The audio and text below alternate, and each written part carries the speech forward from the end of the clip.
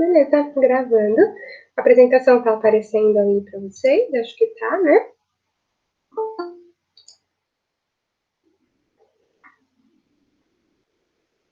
Bom, oi Larissa, tudo bem?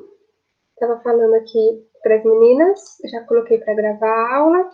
Eu vou fazer uma resolução das questões da FUVEST desse fim de semana. Separei as questões de geografia física para a gente falar sobre elas. Mas, em algum momento, se qualquer uma de vocês tiver lembrar de alguma dúvida em específico, algum assunto específico que vocês gostariam de rever para o Enem, é só falar que a gente fala desse assunto específico. A gente vai indo para a revisão da FUVEST, para relembrar algumas coisas também, mas a gente pode mudar de rumo a qualquer momento, tá bom?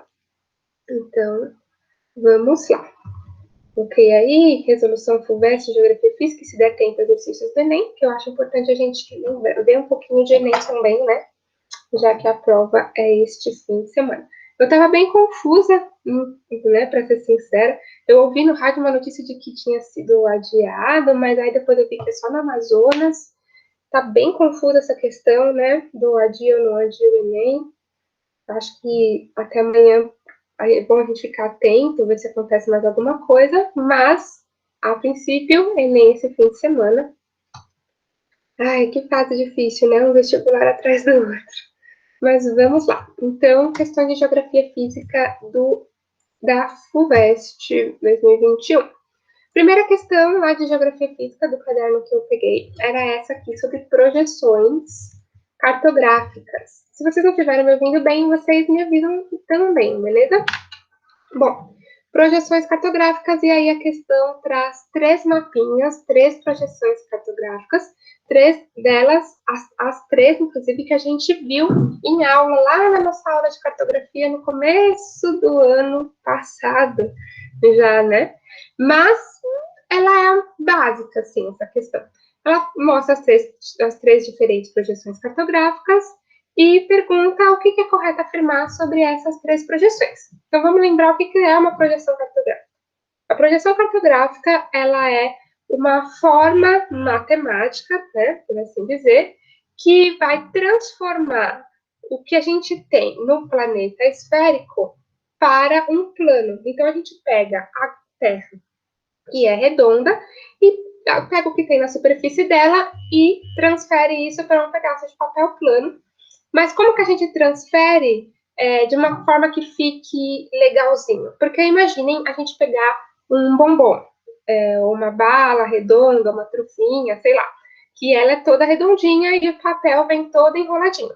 Quando a gente abre o papel, esse papel está todo amassado, né? Então, ele está distorcido. Se a gente fosse tentar cobrir essa bala, esse bombom com esse papel, deixando o papel totalmente lisinho, a gente ia falhar miseravelmente, porque não tem como, em algum momento, em algum ponto, esse papel vai ficar todo amassado.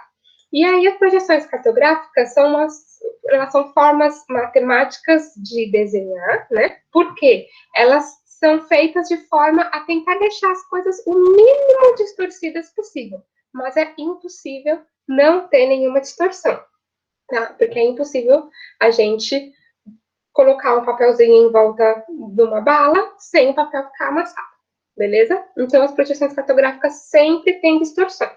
E aí a gente viu lá que tem 3 tipos de projeções cartográficas. A projeção cilíndrica, que vai pegar como se fosse um cilindro em volta do planeta. A projeção cônica, que vai demarcar o planeta como se fosse um cone. E a projeção plana, que vai como se fosse dar um chapapa, assim, em cima do planeta, em algum ponto do planeta. O que a gente está falando? Então, vamos fazer o oposto, colar o mapa numa bola de isopor, a Austrália, o Chile, tudo. Então, exatamente. Essas experiências são bem legais. Não tem como a gente passar com perfeição, transformar um círculo num plano com perfeição e vice-versa, tá? Então, é isso. Isso é a primeira coisa que a gente tem que lembrar sobre projeções cartográficas. Elas são formas da gente demonstrar como que é o planeta com o mínimo de imperfeição possível, mas sempre vai ter alguma imperfeição, beleza? E aí vamos lá para as alternativas. A alternativa A é sobre as projeções cartográficas apresentadas, suas formas e dimensões, é correto afirmar que, alternativa A, interesses geopolíticos e comerciais forçaram distorções na projeção de mercado, para fazer parecer mais curto o caminho para o novo continente, elemento corrigido a partir do século XIX com a projeção de Galpern. E aí essa alternativa faz lembrar outra coisa sobre projeções cartográficas. Eu estava falando dos 3 tipos, né? Cilíndrica, cônica e plana. Essas 3 projeções que elas estão demonstradas aí, elas são cilíndricas. A projeção cilíndrica, ela é a mais ideal, digamos assim, para você tratar de representar o planeta como um todo. A projeção cônica, ela vai servir mais legal se você quiser representar um hemisfério só, vai ficar um cone sobre um hemisfério, né? Ou um lado específico do planeta, uma parte específica, e a projeção cônica para regiões com uma escala mais reduzida, assim. Regiões menores, a projeção cônica, a plana, desculpa, ela vai ser melhor. E quando a gente está falando de planeta, geralmente a gente usa a projeção cilíndrica, é o mais comum. Essas 3 projeções, elas são cilíndricas. Mas a questão não está perguntando isso, não está perguntando qual é o tipo e tal. Mas então, por que tem 3 projeções cilíndricas diferentes? Porque cada uma foi feita a fim de priorizar um aspecto em específico. Todas as projeções cilíndricas vão ter distorções, mas você pode fazer com que ela priorize mais distâncias, né, entre uma massa territorial e outra, ou você pode fazer com que ela priorize mais os tamanhos, ou com que ela priorize mais os formatos, né? Então, cada uma delas vai priorizar uma coisa. A projeção de Mercator é a mais comum, é que a gente mais utiliza, a que a gente mais vê por aí, aquela que faz com que a Groenlândia apareça gigantesca, quando, na verdade, ela é bem pequenininha, né? E ela é uma projeção cilíndrica. E qual que é a função? Por que ela foi feita com essa distorção de tamanhos? E por que a Gal Peters tem essa forma mais alongada, né? E as distâncias são um pouco diferentes? Porque cada uma quer priorizar uma coisa. A projeção de Mercator, como eu disse, ela é a mais utilizada e ela é chamada de eurocêntrica, lembra? Porque ela coloca a Europa no centro e acima de tudo, né? Então, ela tem esse aspecto eurocêntrico. A Gal Peters, ela vem depois com o intuito de demonstrar que, peraí, o mundo não é bem assim, a Europa não é tão grande como ela está aparecendo na projeção de Mercator, na verdade, ela é pequenininha comparada aos outros continentes, principalmente ao hemisfério sul, aos países subdesenvolvidos. Então, ela é aquela projeção que a gente chama de terceiro mundista. Ela coloca os países de terceiro mundo em evidência, mostrando que eles têm territórios maiores do que os países de primeiro mundo, que são priorizados lá na projeção de mercado, tá? E a projeção de Gal Peters, a de Robinson, ela vem para priorizar um pouco mais áreas continentais do que distâncias e tamanhos de países especificamente, tá? Mas vamos lá para as alternativas. Por mais que vocês não lembrassem nada disso, né, dessas diferenças entre projeção eurocêntrica, projeção terceiro-mundista e tal. Ela está falando lá, alternativa A, que tem interesses geopolíticos e comerciais que forçaram distorções da projeção de mercado. Será que foram interesses que forçaram projeções? Forçaram as distorções, aliás, né, forçaram distorções na projeção de mercado? Na verdade, a projeção de mercado ela foi uma das primeiras grandes projeções, né, transformações do globo no plano, e ela não foi necessariamente forçada politicamente. Aqui foi forçada, as distorções foram forçadas por questões geopolíticas, foi a projeção de Gal Peters, e não a projeção de mercado, tá? Para fazer parecer mais curto o caminho ao novo continente, elemento corrigido a partir do século XIX na projeção de Gal Peters. Por que ela gostaria? Porque num contexto, né, se a gente for pensar em história, num contexto em que a gente só olhava o mundo daquela forma, a projeção de Mercator era o mapa da época, eles iam querer fingir que a distância é diferente, né, até o novo continente, né, não faz muito sentido. Vamos lá para a alternativa E. Todas as projeções apresentam distorções. Beleza, e a gente já viu isso, todas as projeções apresentam distorções. Nenhuma é perfeita, beleza. Uma vez que o formato da Terra não era conhecido até o século XX, o que gerou dúvidas sobre como essa projeção deveria ser executada. Até o século XX a gente não sabia que a Terra era redonda, né? Acho que não. Mais uma para a gente eliminar. Vamos para a alternativa C. As projeções de Mercator e Gall-Peters apresentam distorções pela falta de recursos técnicos no período em que foram feitos. Mas o avanço computacional do século XX permitiu o fim das distorções na projeção de Robertson. Não existe fim das distorções. Como a gente viu, não tem como a gente transferir o globo para o plano de forma perfeita. A projeção de Robinson também tem distorções, só que são distorções diferentes. Em vez de ela estar distorcendo tamanho, ela está, ou distância, aliás, em vez de estar distorcendo o tamanho dos continentes, ela vai estar distorcendo a distância, ou ela vai estar distorcendo a proporção de tamanho entre um e outro, mas ainda assim ela está distorcendo alguma coisa. Então, não é o fim das distorções, eliminamos a C também. A alternativa D, a projeção de Gall-Peters não apresentava distorções no momento de sua elaboração. Será? A gente acabou de falar que todas têm. Mas a descoberta da Antártica e da Oceania, logo após a sua proposição, forçou a adaptação e induziu distorções. Tipo, o que tem a ver, né? Descobrir um novo território, que, aliás, eu acredito que eles já sabiam que esses territórios existiam na época da projeção de Gall-Peters. E como que isso afeta o desenho, né? Será só adicionar, será que só, então, a Austrália e a Antártica estão distorcidas? Também não faz sentido, também eliminamos. Sobra aí a alternativa B, que fala justamente isso que a gente está falando até agora. As três projeções apresentam distorções, uma vez que a Terra tem forma aproximada de um geóide e sua projeção num plano ficará distorcida sempre. Beleza? Acho que foi basiquinha essa. Falei pra caramba pra chegar numa conclusão meio, tipo, sei lá, pra mim é óbvio. Mas tudo bem? Fica alguma dúvida? Alguma coisa que vocês pensem mais por que isso e não aquilo? Se você tiver alguma coisa, podem me dizer. Todo mundo acertou essa questão?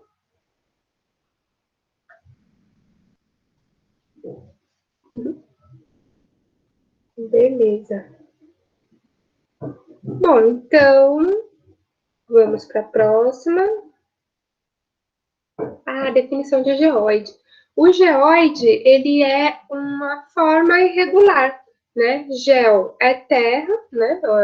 É do latim ou do grego para terra. E aí ele é uma palavra para definir o formato da Terra, que não é uma esfera perfeita. A gente fala que a Terra é redonda e ela tem esse formato arredondado, claro, mas não é um círculo perfeito. Então, como que a gente chama uma coisa que não é um círculo perfeito e que não tem uma forma definida? É um geóide. E por que não é um círculo perfeito? Porque o nosso relevo não permite que seja, né? A gente tem altas montanhas, a gente tem grandes depressões, então áreas que são mais baixas, áreas que são mais altas. Nossa superfície é toda irregular. Então, o geóide é essa forma arredondada, que não é uma esfera, mas sim toda irregular. É basicamente isso. Tudo bem? É só uma palavra que a gente criou para definir, então, qual é o formato da Terra. A Terra tem o formato de um geóide. É basicamente isso. Beleza? Então, vamos para a próxima lá, alternativa B. Terremoto no estado da Bahia. Né? Para atender pedidos, vamos falar da questão do terremoto. E aí, essa questão fala lá do terremoto de 4,6 graus na escala Richter, nem está questionando se isso é forte ou fraco ou não, mas está falando que aconteceu lá em 30 de 8 de 2020, atingindo cidades do Vale do Jequiriçá e o Recôncavo Baiano. Sobre terremotos em geral e sobre esse especificamente, é correto afirmar. Mas aí, antes da gente avançar, eu quero saber qual que é a dúvida com relação a essa questão que tu perguntou, a Jen, né? Você quer falar, Jen? Qual que é a sua dúvida em específico? Então, foi basicamente, eu coloquei a resposta certa no início, só que depois eu falei assim, que não poderia ser chamado de falhas geológicas. Foi essa a minha dúvida em relação a, tipo, o que seria uma falha geológica? Certo, beleza. Bom, então só relembrando então o que são as falhas geológicas, né? Onde que ela está falando na questão? Qual que é? Deixa eu ver.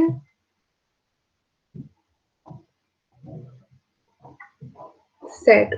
O que seria então uma falha geológica? Uma falha geológica seria justamente uma falha na crosta, né? A gente tem a crosta terrestre e essa crosta ela é cheia de pequenas falhas, né? A gente tem desde o que a gente chama de limites de placas tectônicas, também são falhas, né? A gente tem a crosta rachada ali, quebrada, dividida em duas partes. Então a gente pode chamar de falhas. Inclusive a gente dá o contato entre duas falhas geológicas, a gente chama da mesma forma como a gente chama os limites de placas: convergente, divergente, transformante. Lembram? Então, basicamente é isso, é algum problema ali na crosta.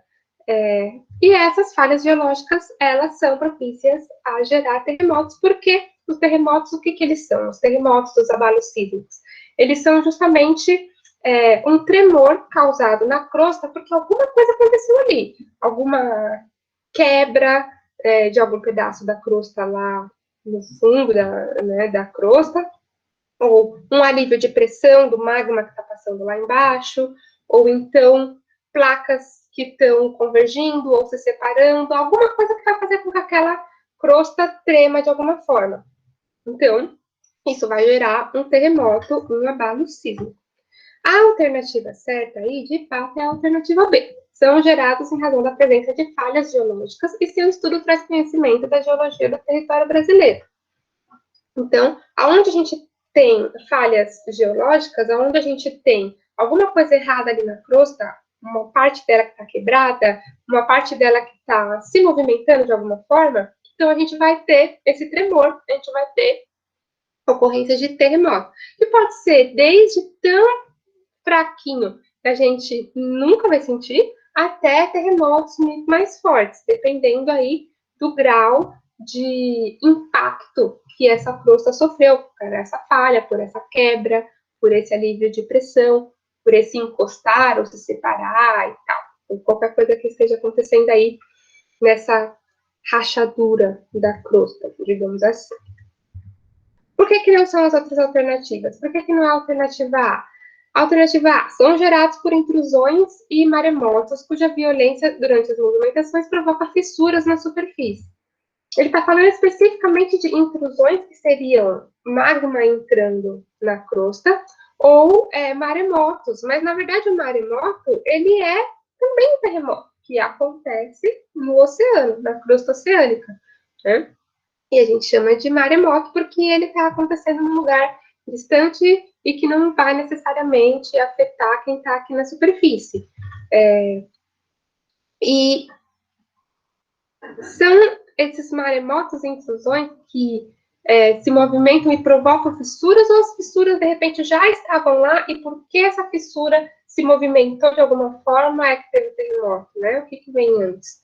O ovo ou a galinha? Claro que pode gerar algumas fissuras, mas não necessariamente na superfície, tá? Senão, todo terremoto que tivesse, a gente ia ter o chão abrindo, né? De alguma forma, e não é isso o que acontece.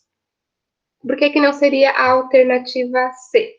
Tem início pelo soerguimento da crosta e o do dia 30/8 teve sua origem na bacia amazônica. O soerguimento da crosta é aquilo que acontece no limite de placas tectônicas que convergem, como, por exemplo, lá na divisa entre a placa sul-americana e a placa do Pacífico, esqueci, mas as duas placas tectônicas que se encontram ali na costa oeste da América do Sul, que faz com que a crosta se eleve e que haja o surgimento da Cordilheira dos Andes, né? Então, o soerguimento da crosta. Ou então, quando a gente tem atividade magmática lá no fundo, e a gente tem o soerguimento de uma área inteira, mas não foi isso que aconteceu, porque senão o terremoto não teria sido sentido só na Bahia. Se tivesse a crosta se soerguendo desde a bacia amazônica, ia ter tremido tudo da bacia amazônica até a Bahia, ou então até o Brasil inteiro, porque seria uma atividade de grande impacto. Então, se é um terremoto que foi sentido num ponto específico, é algo que aconteceu num ponto em específico. Né? Não faz sentido a alternativa C. A D fala que tem início com a divergência da crosta continental, que é essa separação da crosta, e o do recôncavo baiano provocou impactos até na Serra Gaúcha, e se fosse assim, por que a gente não sentiu aqui no São Paulo? Se teve um impacto que veio lá da Bahia, desceu o Brasil inteiro até o sul, até a Serra Gaúcha, também não faz sentido.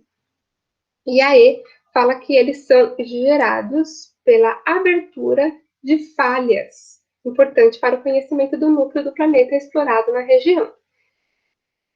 De fato, a gente tem aí, e aí talvez essa seja a alternativa que cause mais confusão, porque a gente tem a questão das falhas de novo, né? E falhas estão relacionadas aos terremotos. Esse negócio está aparecendo aqui no meu tempo. Só que não necessariamente claro, a abertura de falhas vai gerar terremotos. É claro que se a crosta está rachando, isso vai tremer aqui na superfície, né? Então, talvez essa cause confusão por causa disso. Só que olha o restante da alternativa. Ela está falando, muito está aparecendo na minha frente, que isso é importante para o conhecimento do núcleo da Terra explorado na região. Desde quando a gente explora o núcleo da Terra a partir da Bahia, do recôncavo baiano, né? Primeiro que a gente não tem como explorar o núcleo da Terra, e lembram que eu falei para vocês que o mais fundo que a gente já cavou na crosta não chega nem na metade da crosta, a gente não tem tecnologia capaz de atravessar a crosta da Terra e chegar no manto. Quanto mais da gente explorar o núcleo da Terra. E se a gente explorasse o núcleo da Terra a partir de um ponto específico da Bahia, acho que todo mundo ia saber que a Bahia ia ser, assim, super importante para a exploração geológica do planeta, né? O cansaço atrapalha bastante. Mas aí, assim, o que diferencia essas duas questões? É só o que está fazendo sentido no texto como um todo, né? Em toda a afirmação que a questão está fazendo. Ela afirma coisas que faz totalmente sentido ou ela afirma coisas que não faz muito sentido? Então, a alternativa certa é a B mesmo. Beleza? Mais alguma dúvida que ficou? Algum esclarecimento?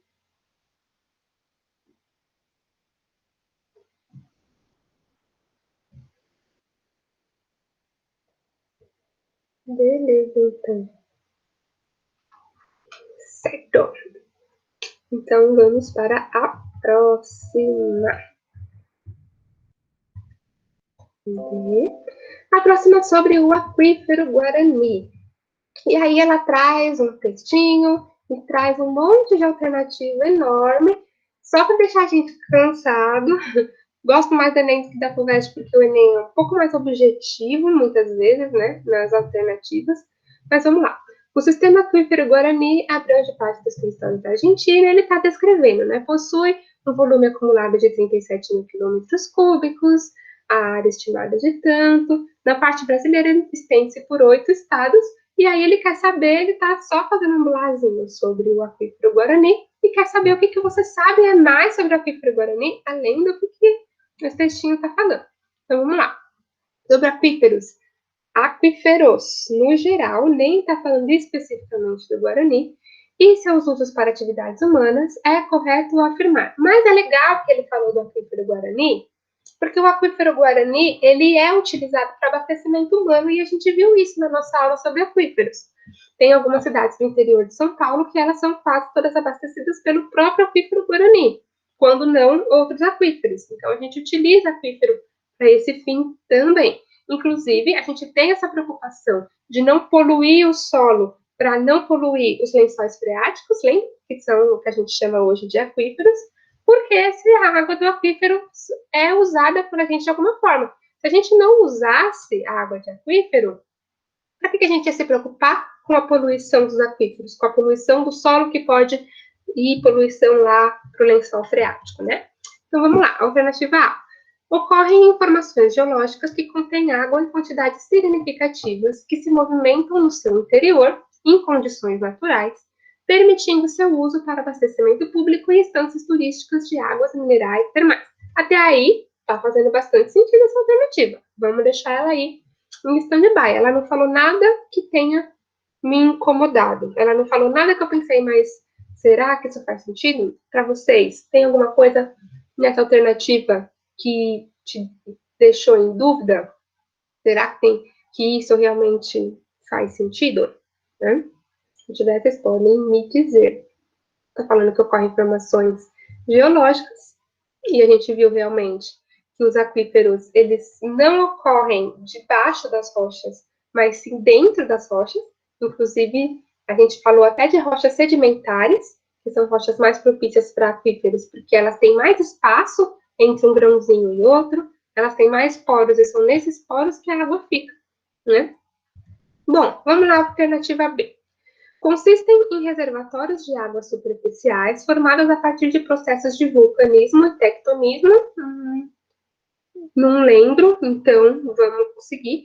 Em áreas de intensa atividade sísmica. Em áreas de intensa atividade sísmica, ou seja, onde tem terremotos.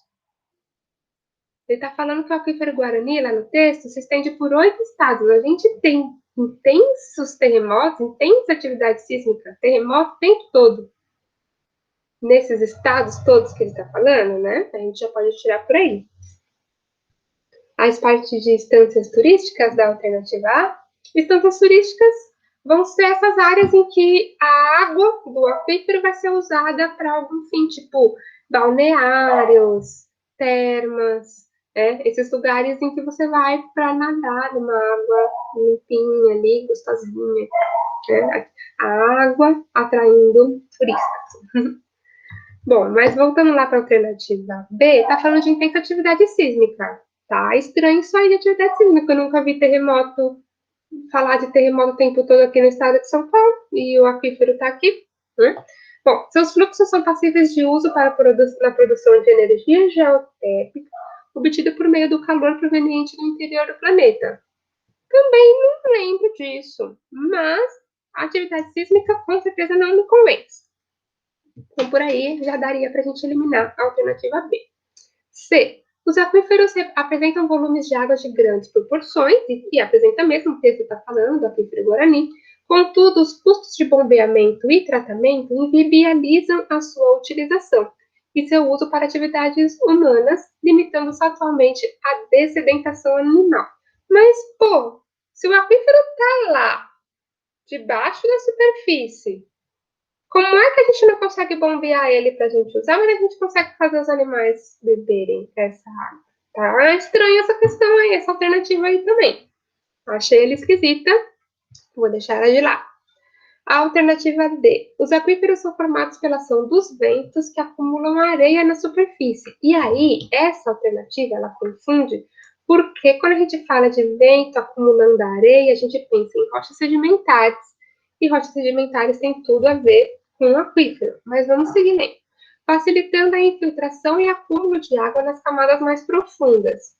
Seus usos para atividades humanas dependem de escavação de poços muito profundos, com uso de tecnologia indisponível no país. Mas a gente viu lá na nossa aula sobre água que tem muitas cidades brasileiras que usam água de aquífero. Então é uma tecnologia, por mais que fosse uma tecnologia caríssima, ela está disponível e a gente usa, porque a gente tem um monte de cidade abastecida por aquífero. Não faz sentido por isso, e se a gente for pensar em geologia, também não faz sentido que o acúmulo de areia facilite a infiltração, né? A gente infiltra sim, mas é só até onde facilita a infiltração, sim, até onde termina a areia, né? Daí para frente, segue como estava, como se não tivesse aquela areia ali.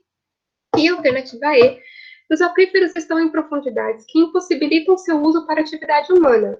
A gente acabou de ver, né? Acabei de falar na alternativa anterior que a gente usa mesmo água de aquífero, então eles não está totalmente impossibilitado, assim, da gente usar, né? Incluindo aqueles usos destinados para fins menos nobres. Não faz sentido nenhum essa alternativa. O que sobrou para a gente de coisa que não teve nada que me incomodou? A alternativa A, né? E a alternativa A é a alternativa correta.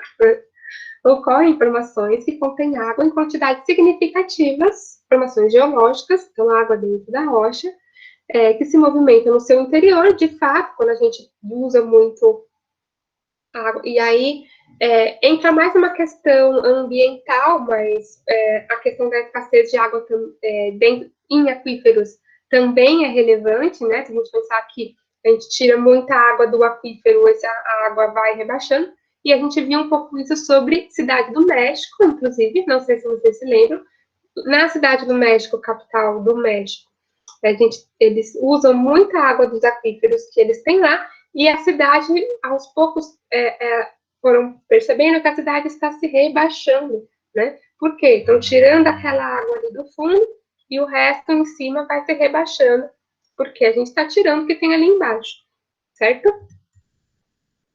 E cadê que mais? Permitindo seu uso para abastecimento público, que a gente usa mesmo, e estâncias turísticas de águas minerais termais. Está confundindo essas instâncias turísticas? Sim, mas se a gente usa a água para abastecimento público, a gente também pode usar ela para instâncias turísticas. Pode usar ela num parque aquático, por exemplo, por que não? Não é? Não que a gente devesse usar só água potável, mas aí é outra crítica, né? É uma coisa para a gente discutir em outro momento. Beleza, gente? Ficou alguma dúvida com relação a essa questão? Por que isso e não aquilo? Mas e XYZ?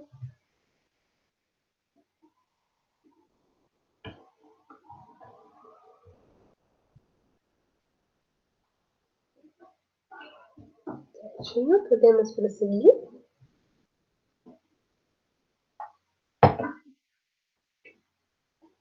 Beleza, então. Então, prosseguindo. Acho legal resolver questões assim, porque ajuda a gente a relembrar alguns assuntos também, né? Bom, próxima questão. O Monte Everest. A gente falou bastante do Monte Everest, né? Na hora da prova, tudo parece mais difícil, porque a gente está tenso, a gente está concentrado, a gente tem um tempo específico para falar, para resolver a questão. Então, a gente tem que considerar isso também, né? Às vezes, você não lembrou algum termo em específico, algum assunto em específico, não foi porque a sua memória é ruim ou porque você não estudou o suficiente, mas sim porque você está numa situação de pressão. Por isso os simulados são importantes também. É que 2020 ferrou a gente, né? Com simulados e tal. Mas é bem importante também para a gente aprender a administrar a atenção e o tempo e tal. Mas, né, sigamos então. Sempre lembrem, se vocês erraram alguma questão, o problema está mais em quem elaborou a questão do que em vocês, tá? Eu sempre tento me lembrar disso, porque ninguém é gênio da lâmpada. Vamos lá, Monte Everest. A gente falou bastante do Monte Everest, ponto mais alto do nosso planeta, né? Monte Everest é o pico mais elevado do planeta, aí a questão não me deixa mentir, localizado na cordilheira do Himalaia, na fronteira da China e do Nepal. Tem 8.848 metros de altitude. Possui 5 estações meteorológicas em diferentes altitudes, né? Em diferentes alturas aí, desde lá da base até 8.000. A mais alta lá que ele fala é 8.430, a estação mais elevada, que registra dados valiosos para a climatologia. O projeto foi liderado pelo fulano geógrafo e climatologista, cuja equipe projetou e treinou por meses para instalar a estação meteorológica em condição adversa em menos de 90 minutos. Condição adversa, rapidinho eles tiveram que instalar, porque eles não podiam ficar muito tempo lá em cima. Eles tiveram que treinar para fazer isso no tempo máximo, porque é uma condição adversa, não dá para ficar muito tempo naquela condição adversa. E qual que é essa condição adversa? É basicamente isso que a questão quer saber. A dificuldade de instalação da estação na altitude citada deve-se a quê? Alternativa A, elevadas condições de umidade provenientes do derretimento de neve. De fato, a gente tem neve lá no pico do Himalaia. E aí essa questão é legal também para a gente relembrar algumas coisas de clima.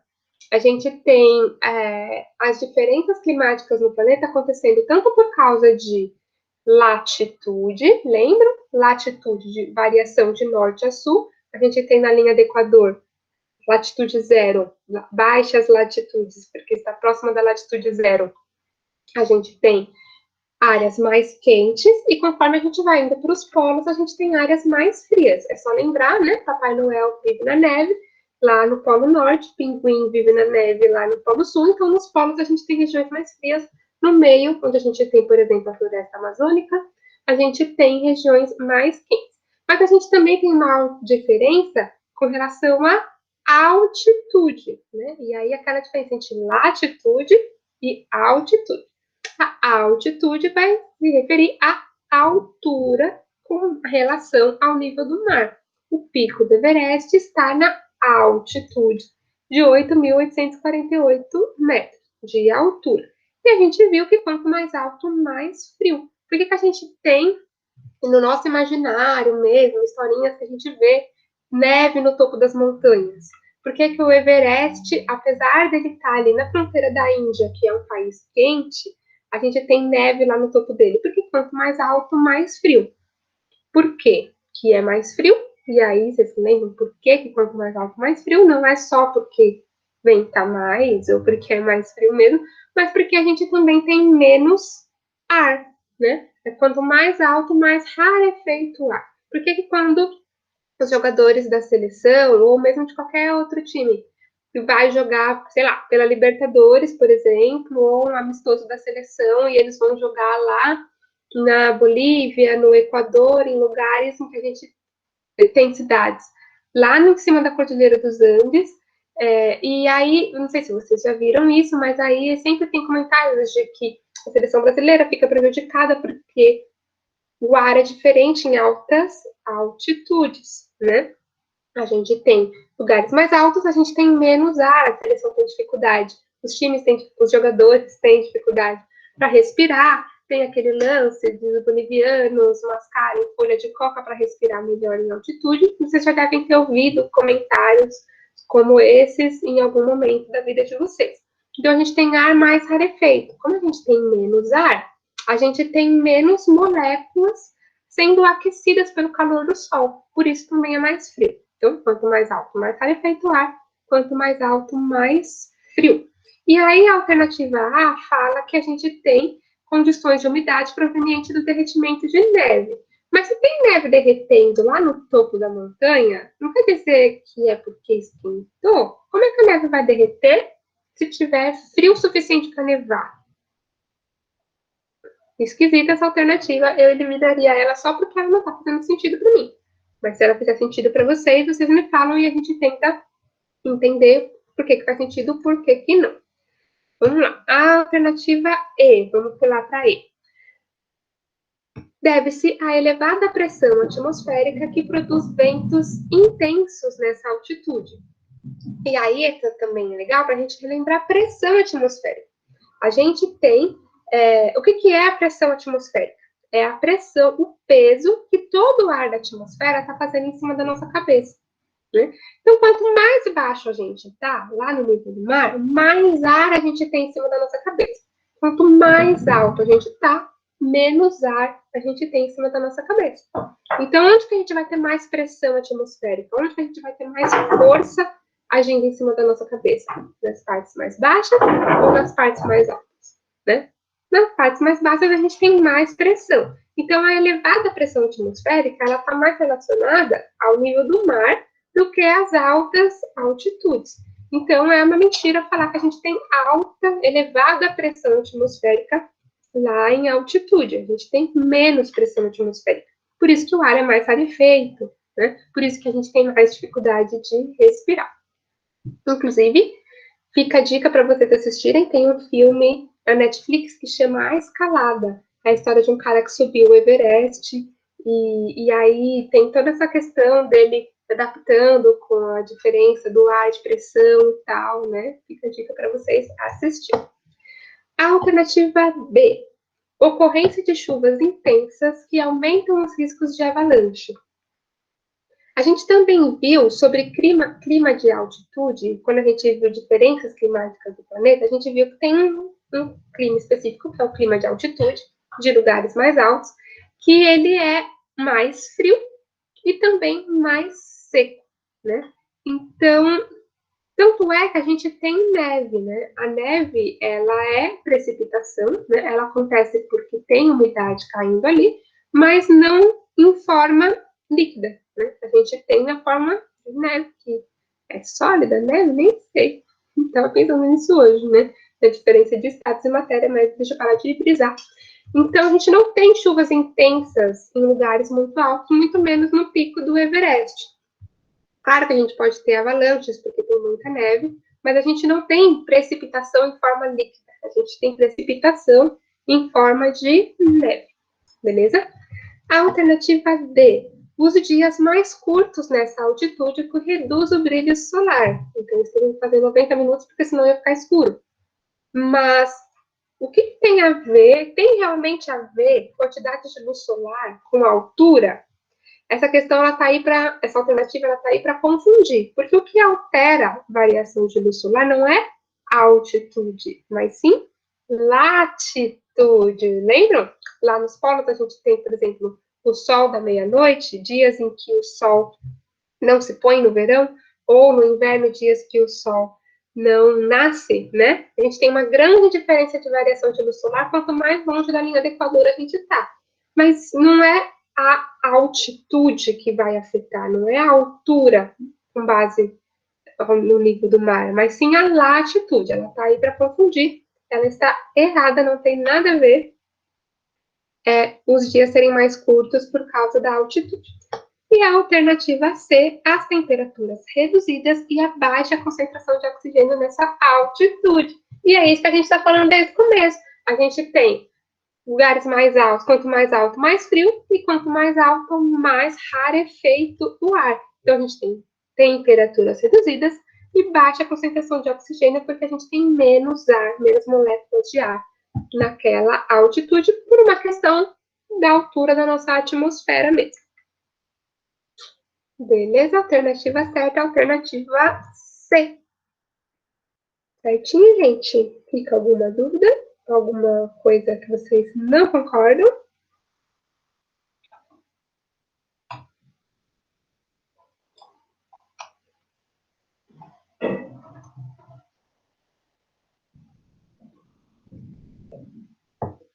Belezinha, então. Próxima. E aí, gente, essa questão, me digam que vocês acertaram, porque eu achei que essa questão ela foi dada. Porque eu achei ela. A resposta está na própria questão. Vocês perceberam isso?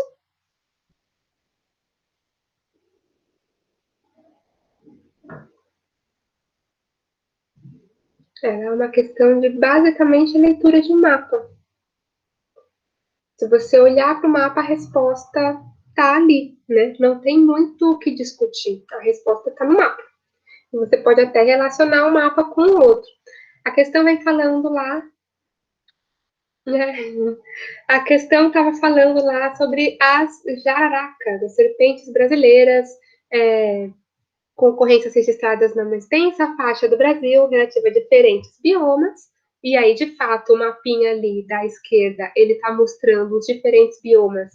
E que essa serpente aparece em diferentes biomas mesmo, está mostrando, a gente consegue ver no mapa que ela aparece ali um pouco na Caatinga, um pouco na Mata Atlântica, tem um pouquinho dela no Cerrado, um pouquinho dela no Pampa, só a gente olhar o mapa que a gente vê aí onde que ela aparece, né? E se alimenta de anfíbios, tal. A espécie ocorre nas áreas apontadas, sendo encontrada em zonas florestadas ou modificadas pela ação humana. E aí a gente tem uma alternativas com os textos enormes, só para perguntar sobre a ocorrência da serpente e relacionar isso com o mapa. Ela é bem básica a questão, acho que eu nem vou ficar muito nela, mas vamos lá. Ela está perguntando na alternativa A, são típicas de áreas que alcançam até 500 metros de altitude. Vamos olhar lá no mapa, onde aparece as serpentes. As serpentes são essas bolinhas pretas pequenininhas. Ela aparece, está falando até 500 metros de altitude. Até 500 metros é esse cinza mais clarinho. Mas a gente está vendo essas bolinhas em cima de áreas que tem um cinza mais escuro. Então, mais de 500 metros. Então, nem precisamos ler toda a alternativa. Mas se a gente fosse ler, está falando que ela aparece no Pantanal. Tem no Pantanal, olha lá, o Pantanal laranjinha não tem nenhuma bolinha sequer no Pantanal. Então, já era essa alternativa. B. São generalizadas nos mais diversos biomas, ok, concentrando-se na Caatinga. Olha a Caatinga ali, amarelinho no Nordeste. Tem um pouquinho, tem, mas elas não se concentram na Caatinga. Tem muito mais bolinha em outros biomas, e não na Caatinga. Então, já dá para eliminar. C. São típicas de áreas mais planas da faixa leste do Brasil, certo, ok, elas estão ali na faixa leste, por mais que a gente não se lembre do domínio dos mares de morros no sudeste, em que a gente tem muitos morros não planos, e que a gente tem planaltos também, beleza, vamos seguir. Por mais que a gente não lembrasse, elas estão ali na faixa leste. Tá. Cujos terrenos são recobertos pelo bioma cerrado. Mesma coisa da Caatinga. A gente não tem tanto cerrado na faixa leste e elas não estão concentradas ali também no cerrado. Elas estão concentradas em outro bioma, na Mata Atlântica, né? Já daria para eliminar por aí também.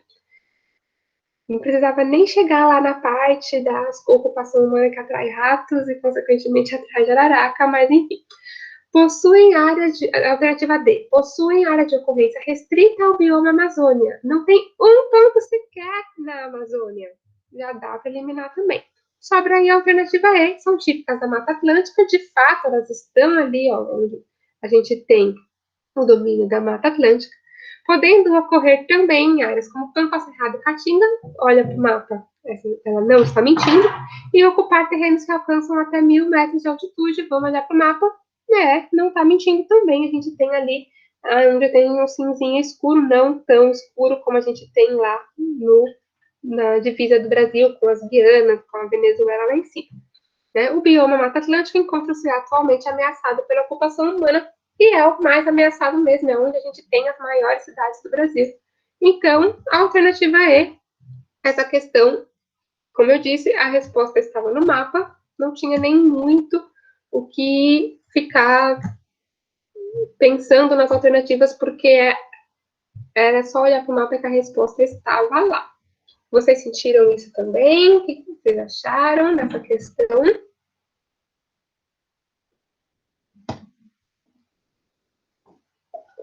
Por mais que você não soubesse nada de geografia, mas você sabe analisar e interpretar um mapa, você conseguiria responder essa questão. Por isso que eu estou querendo, inclusive, para o próximo ano letivo, fazer uma aula só sobre leituras de mapas e gráficos, porque eu acho que é muito importante, às vezes, puxar só esses textões. Porque é para a gente atrapalhar a gente mesmo, né? Para a gente se confundir, para a gente pensar que a gente está deixando alguma coisa passar. Mas tem que confiar na sua habilidade interpretativa. Se tem alguma coisa que está falando que não faz sentido, é só olhar para o lado e não faz, então a gente pula, beleza? Próxima, alternativa E. Próxima, peraí, deixa eu ver, eu já dei a resposta, né? Mas beleza, essa próxima questão, ela é para a gente relembrar sobre diferenças entre biomas. Principalmente, na verdade, aí no caso, especificamente, Cerrado e Mata Atlântica. O que difere o Cerrado da Mata Atlântica? Que é basicamente para a gente lembrar isso. Não sei se vocês veem biomas em bio também, mas a gente falou bastante disso nas nossas aulas de biogeografia, em geografia física. E aí, está falando, né, da transição do Cerrado para a Mata Atlântica, ocorre uma substituição da vegetação que resulta em mudanças na frequência de certas características da planta. E aí é para a gente lembrar quais são as características das plantas, da vegetação do Cerrado e da vegetação da Mata Atlântica, né? Basicamente, Cerrado a gente tem áreas mais de campo, né? O Cerrado é a savana brasileira, então a gente tem áreas mais um pouco mais para campo do que para floresta, digamos assim. A gente tem aquelas árvores todas tortuosas, todas tortas, e com raízes profundas para captar a água, porque a gente tem estação seca bem definida, então a gente tem árvores tortas com raízes profundas, lembram? Essa característica meio tortinha, meio espinhenta da vegetação tem a ver com o fato dela estar numa região com pouca água. É uma forma que ela tem de armazenar água para quando a gente tem períodos de seca, né? E na vegetação da Mata Atlântica, a gente tem a Mata Atlântica, né? O próprio nome já diz, ela está perto do Oceano Atlântico, então ela gosta de umidade. Então a gente tem folhas mais largas, a gente tem mais umidade mesmo. Que mais que a gente tem de característica? Uma vegetação bastante heterogênea, mas bem verdinha também, né? Fica verde o ano inteiro, enfim. E aí ele está querendo que a gente saiba qual que é essa diferença entre Cerrado e Mata Atlântica. Então, quando a gente vai indo do Cerrado para a Mata Atlântica, o que a gente vai ver? Aumento da frequência de caules e galhos tortuosos. Caules e galhos tortuosos são características do Cerrado. Então, não era que ele está aumentando, era que ele está diminuindo. A gente está saindo do Cerrado e indo para a Mata Atlântica, a gente vai ter uma diminuição e não um aumento. Então, por aí já daria para a gente eliminar. Depois ele fala que aumenta a frequência de plantas que apresentam folhas largas. Beleza. Mas não aumenta as características do cerrado. Diminui. A, B. Aumento da frequência de plantas que germinam e crescem melhor sob luz direta do sol. Luz direta do sol, característica de cerrado, porque a gente tem áreas abertas, áreas mais de campo do que aquela floresta tampando a luz do sol, né? Então, a gente também não vai ter aumento, a gente vai ter diminuição. Também fala da diminuição da frequência de plantas que apresentam folhas largas. A gente vai ter um aumento, na verdade. A alternativa C, diminuição da frequência de galhos tortuosos, diminuição de característica de cerrado, e aumento de frequência de plantas que apresentam folhas largas, aumento de característica de Mata Atlântica. Então, é a alternativa C, a alternativa correta. E a D e a E, a gente elimina pela mesma lógica. A gente tem que diminuir característica de cerrado e aumentar característica de Mata Atlântica. É assim que a gente resolveria essa questão. Beleza? Deixa eu encostar a janela, que começou a chover bastante. E não sei se vocês vão conseguir continuar me ouvindo bem, mas ficou alguma dúvida com relação a essa?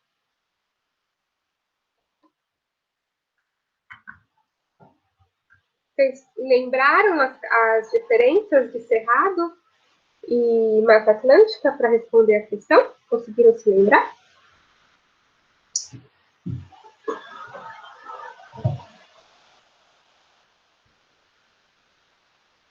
Ah, que bom, então. Beleza. Então, é aquilo, pega a gente pelo cansaço de novo, né?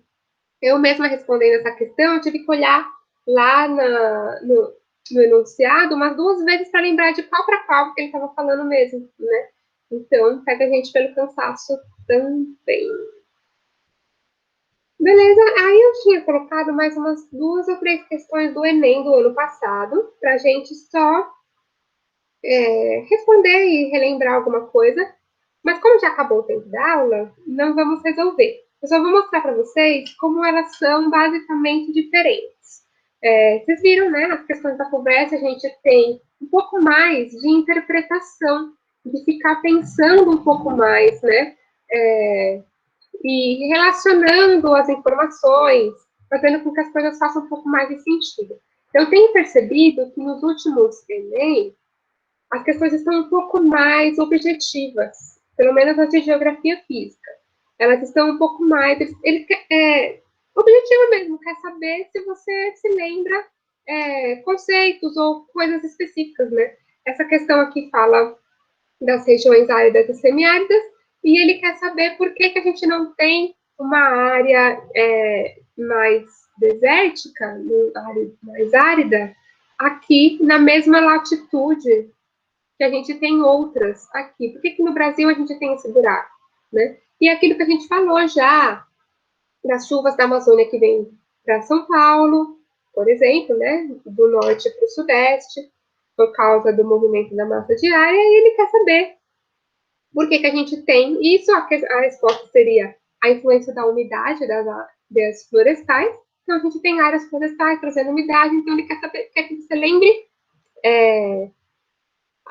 não assuntos, mas temas específicos. Ele entende o que eu quero dizer? É um pouco mais objetivo do que você ter que ficar interpretando. É um pouco mais você se lembrar por que isso acontece do que você interpretar se a questão está te trazendo uma pegadinha ou não.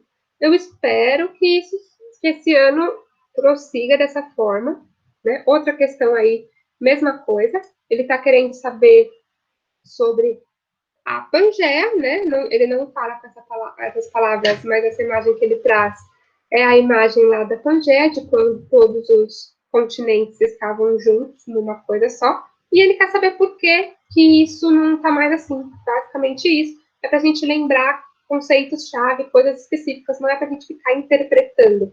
É um pouco mais se lembrar do que interpretar. Não sei como que é para vocês. Para mim, pessoalmente, às vezes eu acho muito mais fácil uma coisa em que eu consiga relacionar o que faz sentido e o que não faz, do que eu lembrar especificamente um assunto, sabe? Então, se para vocês ser mais objetivo assim é melhor, eu espero de coração que o Enem desse ano seja da mesma forma desse Enem do mesmo passado. A alternativa certa aqui, no caso, seria estrutura geológica, né? A divisão política do mundo, como na imagem, seria possível caso o planeta fosse marcado pela estabilidade da estrutura geológica. Se não tivéssemos problemas geológicos, placas tectônicas se movendo por aí, a gente iria para o Canadá, ou melhor, para a Índia, para a China, de carro, né? Não ia precisar pegar avião para ir para o Japão, por exemplo. E aí, acho que essa é a última. Mesma coisa, tá vendo? Olha como as alternativas, elas trazem só uma palavra, cada alternativa. Né? Essa questão, ela fala de uma pequena cidade no Alasca, que a gente estava falando disso agora há pouco, que estão acostumados com longa noite sem ver a luz do dia, ficou de 18 de novembro até 23 de janeiro sem ver a luz do sol, essa cidade, porque ela está em alta latitude. Né? O fenômeno descrito está relacionado ao fato de a cidade citada ter uma posição geográfica condicionada pela latitude, que é o que faz essa diferença entre variação de duração do dia e da noite. Também, belezinha essa questão, né? Se o Enem desse ano for assim, eu tenho certeza que vocês vão arrasar. Muito melhor do que o FUVEST. E, bom, gente, então para a aula de hoje o que eu tinha era isso. Acabou. Latitude, acabou. E é isso. Eu vou ficar aqui na torcida sempre pelo Enem de vocês. Espero que corra tudo bem. Mas estou à disposição sempre no WhatsApp para, se vocês estiverem estudando e surgiu alguma dúvida, podem me chamar numa boa. Sempre responderei. Sempre assim que possível. Beleza? Sempre à disposição. E para a semana que vem, vamos fazer provavelmente a correção do Enem, mas também vamos falar um pouco de segunda fase da FUVEST, para quem tiver interesse. Vocês terão que estar passando lá no grupo, né? Uma listinha para vocês verem se tem interesse ou não, e a gente vai conversando então. Mas até a segunda fase da FUVEST, estou aí à disposição para ajudar vocês como eu puder. Beleza? Então, até semana que vem. Boa prova para vocês no domingo. Vão com paz de espírito e confiança e vai dar tudo certo. Até semana que vem, gente. Bom fim de semana.